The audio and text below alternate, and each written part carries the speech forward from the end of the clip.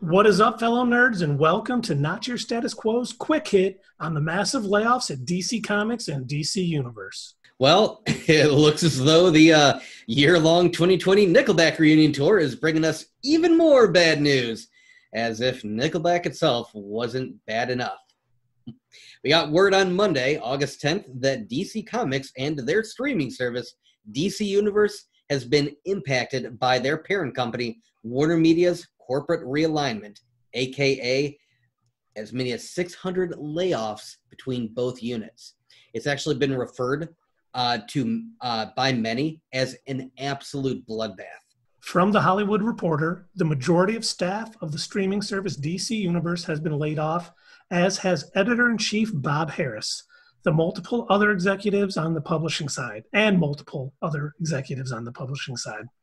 Monday's WarnerMedia layoffs have affected a significant number of high-level figures at comic book powerhouse DC, multiple sources tell The Hollywood Reporter.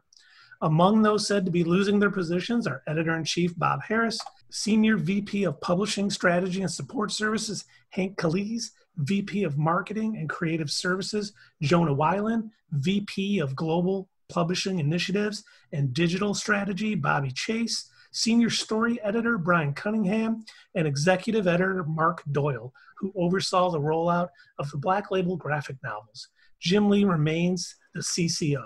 And this is from Sci-Fi Wire. Simply put, WarnerMedia does not want to be in the comics business. It wants to be in the character business. Another source with knowledge from Warner Brothers operations says. That same source contends the company may have no longer wanted DC and its comics to be the driving force behind entities that are so important to WB franchising and licensing goals. Moving forward, both sources believe comics will be just a small part of the necessary intellectual property maintenance needed to keep corporate cash cows like Batman, Wonder Woman, and Superman humming along. Keep in mind, it wasn't whether DC was losing money. Even if it was a small amount. The problem is that the potential profits in comics are negligible when one considers the average summer blockbuster has 200 million plus budgets. Bluntly put, it's like Warner Media doesn't think the money to be made in comics is worth the effort. And what does this all mean? I mean, I think this is confirmation, without confirmation, that the DC Universe streaming service is getting shut down, and all of the original shows will most likely be moving to HBO Max. But the comics that were available was just amazing. It was almost like Marvel Unlimited, and I got a bad feeling that they're going to be gone. But we did get confirmation by Jim Lee in an interview today with The Hollywood Reporter that DC Universe is not going away, but changing. It says, in regards to the community and experience the DCU created and all the backlist content, something like 20,000 to 25,000 different titles, and the way it connected with fans 24/7, there is always going to be a need for that. So we're excited to transform it, and we'll have more news on what that will look like. It's definitely not going away.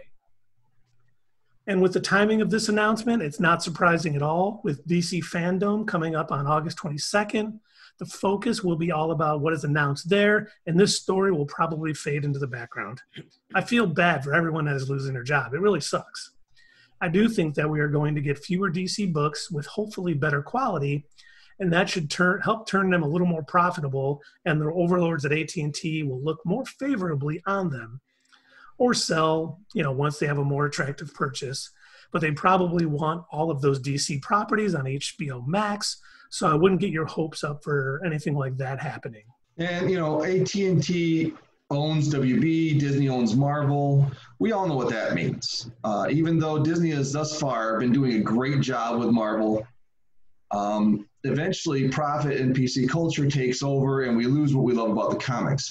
Originality and storytelling start to take a backseat to what is going to sell or what they think they need to shoehorn certain characters into already proven franchises. And I'm all for having these characters. I'm all for having new characters if they have a good story of their own. I say don't change what has worked for decades because it's PC right now. Just create new characters that embody what you want and write a story for them. No doubt the effects of COVID are heavy here for the layoffs. The economy is slowing. People have to spend, a lot less money on comics. It is an essential item, really. According to the Sci-Fi article, however, DC Comics, like Keith said, they're not going away. They're just being scaled back a little bit. I read 40% they're pulling back, but I wouldn't be able to quote that right now. But maybe higher quality material. So in my opinion, kind of like, what I've said in the past, it seems to me that WarnerMedia and at&t in general, they're always kind of just trying to play catch up with Disney and Marvel. I mean, it always seems like they're seeing what they're doing, seeing what's successful, and sort of quickly rushing to get out their own version of it. We said that back when Disney Plus was released, and all of a sudden, WarnerMedia announced that they were going to be working on their own thing, which we now know has become HBO Max. It's kind of all-in-one service that has, a lot of the HBO series as well as the DC series, which you can find by, clicking on one of their links that's within their program. But they did this before when it came with, the success of Guardians of the Galaxy when that was released, and then DC tried to put out their live action of Suicide Squad, and that was a train wreck.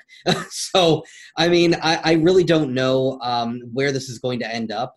But my opinion on the comics being scaled back, I actually see it hurting them in the long run. I'm thinking about this big picture, because you notice that what a lot of these creatives do when they bring our favorite comic book characters to the big screen, they seem to reuse the same comic stories over and over again. The same Batman stories are constantly reused. You've got The Dark Knight Rises. You've got, a lot of the other real famous, the Killing Joke is reused tons of times.